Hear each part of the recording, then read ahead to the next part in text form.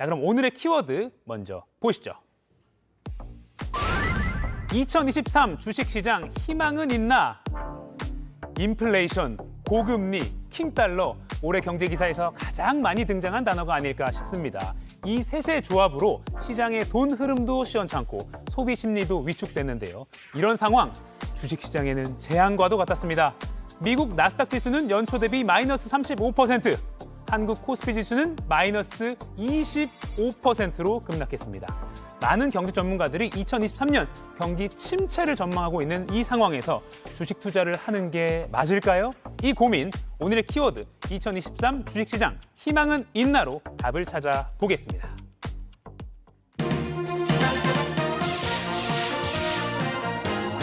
경제 분석의 신 홍춘욱 이코노미스트 모셨습니다. 안녕하세요. 안녕하세요. 좀 우울한 아까 오프닝을 했는데 한파처럼 올 한 해는 주식 투자가들에게는 좀 안 좋았어요. 예. 내년 날씨를 전망해 주시면 어떻습니까? 내년 날씨는 모르지만 예, 주식시장에서 좀 이야기를 하자면 우리나라 주식시장이 올해 이렇게 힘들었던 가장 직접적인 이유는 수출 부진 때문이라고 저는 생각합니다. 예, 우리나라에 그 상장되어 있는 기업들이 참 많은 기업들이 있는데 그중에서 전체 기업들 이익의 한 70%를 수출 기업들, 삼성전자라든가 SK하이닉스 같은 수출 기업들이 차지를 하는데 그림에 나와 있는 것처럼 파란 선이 수출 증가율이고요. 그리고 좀 약간 뭐 녹색 선이 코스피 상승률인데 똑같죠. 비슷하게 가네요. 예, 그러니까 결국 우리나라는 수출로 먹고 사는 나라다. 이렇게 보시면 되겠고 이 수출 기업들이 우리나라 전체 상장 기업 이익의 70%를 차지하다 보니까 수출이 망가지는 순간 우리나라의 주가도 망가지는. 예, 결국 지난해부터 시작해서 올해까지 이어지고 있는 종합주가지수가 거의 고점에서 1000포인트 넘게 지금 빠진 가장 직접적인 이유는 우리나라 수출이 15% 이상 급락하는 시장의 어떤 뭐랄까요 미래 전망이 어둡고 경제가 나빠지고 실적들이 악화된다고 생각되니까 외국인이 팔고 떠났고 그 과정에서 또 우리 개미들이 레버리지 그러니까 빚을 져서 비투를 하다가 떨어지는 주가를 견디지 못하고 손절 결국은 이제 청산을 하면서 시장의 연쇄적인 악순환이 벌어졌다. 이렇게 볼 수 있습니다. 그러면 내년은 올해보다는 좀 나아질까요? 수출이 결국에는 관건인데. 네, 수출은 힘든데 너무 싸다. 이게 이제 첫 번째 이유가 될 것 같습니다. 그림 한번 보도록 하겠는데요. 네. 기업의 어떤 내재 가치를 측정하는 방법들은 참 여러 가지가 있는데 그 중에서 우리가 가장 많이 보는 게 뭐냐 하면 결국은 이 회사가 가지고 있는 자산이 얼마나 되느냐. 쉽게 얘기해서 나의 재산은 얼마가 되느냐를 보는 게 이 결국 기업의 어떤 실제 가치를 보는 가장 속 편한 방법이고요. 그런데 주식의 가치는 왔다 갔다 하죠. 자산의 가치는 그래도 1년을 보면 이렇게 꾸준하게 어떤 방향이 있다면 주가는 올랐을 때 뭐 2배가 오르고 빠질 때는 10분의 1 토막도 난단 말이에요. 그래서 결국은 어떤 경제의 실질적인 가치에 대해서 주가가 위아래로 출렁출렁거리면서 움직이는 그 비율을 PBR이라고 부릅니다. 그래서 10,000원짜리의 내재 가치를 가지고 있는데 주가가 12,000원이면 1.2. 반대로 10,000원 정도의 가치를 가지고 있는데 주가가 8,000원이면 0.8. 지금 나와 있죠. 그래서 실제 가치 이제 100억이면 120억일 땐 1.2, 80억이면 0.8이 되는 그런 관계를 가지고 있습니다. 그래서 우리나라 주식시장의 역사적인 어떤 평균적인 비율이 얼마냐? 이제 지금 나오고 있는데요. 바로 한 1.1 정도 나옵니다. 1.1인데 지금 얼마냐면 0.9. 그러니까 한마디로 말씀드려서 우리나라 주식 가격이 주식의 내재 가치 또는 자산 가치가 10,000원일 때 역사적으로 평균을 지금 보시면 알겠지만 1.1 정도 11,000원에 거래됐었는데 IMF 외환위기 이때는 0.6 끔찍하고요. 예, 글로벌 금융위기 때 0.8 그리고 코로나 팬데믹 때 0.7 갔었는데 이번에 0.8을 찍은 후에 다시 0.9 정도입니다. 한마디로 말씀드려서 기업을 지금 사업을 접고 바로 청산을 하더라도 우리가 주식을 청산하면서 받아볼 수 있는 그 돈의 가치가 10,000원이라고 친다면 지금 9,000원에서 거래되고 있는 거예요. 그러니까 실제보다는 더 주가가 낮다. 실제 가치보다.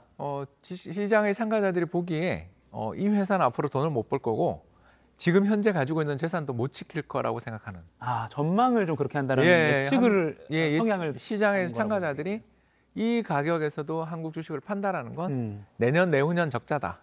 이 회사 망할 거다라는 전망을 하시는 분들이 많다라는 거죠. 그렇군요. 예, 그렇기 때문에 뭐 우리 주가가 내년 어떻게 되느냐 우리는 알 수 없어요. 알 수 없는데 한 가지는 이야기할 수 있는 거죠.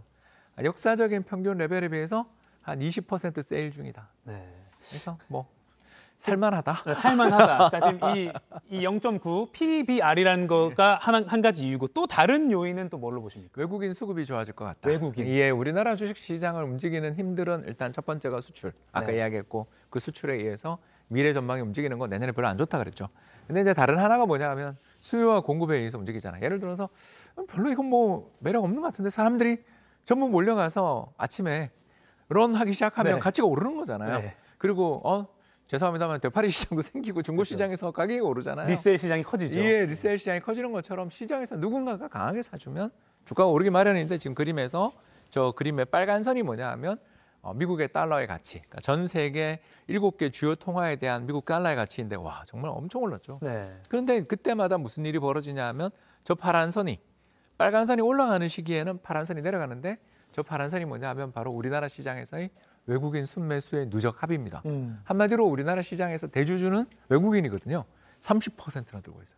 참고로 국민연금이 들고 있는 게 7%가 안 되는데 단일 매매 주체로서 제일 크다는 국민연금의 주식 보유한 거에 비해서 거의 한 4배, 5배를 들고 있는 게 외국인인데 지금 외국인이 달러가 강세, 빨간 선이 상승할 때마다 외국인은 한국 주식을 내다 팔거든요. 왜? 그 사람들 평가를 달러로 받으니까. 저기 펀드 매니저 성과를 오늘 보는데 성과가 되게 안 좋은데요? 그러면 이제 우리가 이야기하겠죠. 한국 주식에 투자했다가 환율에서 손실만 20%를 봐서 그렇지 저 운용 잘했습니다. 그러면 왜 투자했어요? 그렇겠죠. 평가를 받는 사람 입장에서 본다면 한국에 그 투자를 안 해도 되는데 왜 했어요? 환율이 그렇게 약해질 거라는 건 몰랐어요? 이렇게 이야기를 듣는 거죠. 네. 반대로 미국의 달러가 저런 식으로 지금 이제 동그라미를 표시해 주셨는데 네. 지금 고점에서 지금 떨어지고 있죠. 네. 우리도 올해 환율 한 100원 빠졌잖아요. 네. 빠지는 순간 외국인들이 지금 파는 게 스탑된 저 파란 선이 이제 드디어 돌아설 것 같은 돌아선다는까지는 제가 모르겠습니다만 원화의 가치가 충분히 떨어진 상태에서 우리 주가가 역사상 최저 레벨까지 떨어져 있는 데다가 환율도 되게 많이 환율이 올랐다가 이제 떨어지는 중이니까 외국인 입장에서는 한국 주식 저렇게 싼데 좀 한번 괜찮다. 괜찮다까지는 모르겠고요. 저게 혹시 반등하면 안 들고 있다가 내가 또 평가가 그러니까 혹시 들고 있는 경쟁자에게 내가 지는 거 아닙니까? 그러니까 저게 오른다라는 예상이 아니고요. 남들이 저거 혹시 운 좋게 들고 있었다가 성과가 나면 내가 순위가 내려가잖아요. 나만 안 들어간 거 아닐까 이런 약간 그런. 이제 바로 그거가 네. 포인트예요. 알겠습니다. 시간이 지금 확확 가고 있는데 금리 얘기를 또 안 할 수가 없습니다. 지난주에 파월 연준 의장이 내년에도 금리 인하 계획이 없다라고 했어요. 그럼 내년에 고금리가 유지될 거라는 전망으로 볼 수밖에 없는데 이거는 주식시장에는 악재라고 볼 수 있지 않나요? 예, 악재죠. 왜냐하면 미국의 금리가 인상되면 달러 예금 금리가 지금 4.5%니까 저도 사실 달러 예금 가입하고 싶은 생각이 들 것 같아요. 네. 그래서 달러가 지금 4.5에 나와 있는데 강세로 가는 것은 맞는 일인데 제가 봤을 때 파월 의장님의 말씀이 지켜질 가능성은 별로 없다. 왜 그러냐? 이분의 전략이 화려하시다. 작년 이맘때 열렸었던 잭슨홀 컨퍼런스라고요. 와이오밍주에 있는 아주 경치 좋은 휴양지가 있는데 네. 저도 거기 꼭 가보고 싶습니다. 거기가 왜 그러냐면 전 세계 중앙은행장 및 투자은행가들의 클럽이에요. 거기 초청됐다는 건 이미 세계금융계의 거물입니다. 자, 거기서 지난해 파월 의장님이 뭘 이야기를 했냐면 인플레는 일시적이다라는 그 유명한 이야기를 하셨습니다. 그런데 지금 소비자 물가 상승률 7.1%까지 올라오는 지난 한 30년간 최고의 인플레가 출현하면서 금리를 저렇게 올린 거거든요. 그래서 파월 의장님이 거짓말을 하려고 그런 게 아니라 작년 8월에 파월 의장은 전쟁이 날 줄 몰랐던 거죠. 그렇죠. 전쟁이 날 줄 몰랐던 거고요. 그래서 지금 최근에 금융시장의 참가자들은 이 선물이라는 걸 거래해요. 이게 뭐냐면 몇 달 뒤에 가격이 얼마가 될 것인가에 대해서 베팅하는 상품입니다.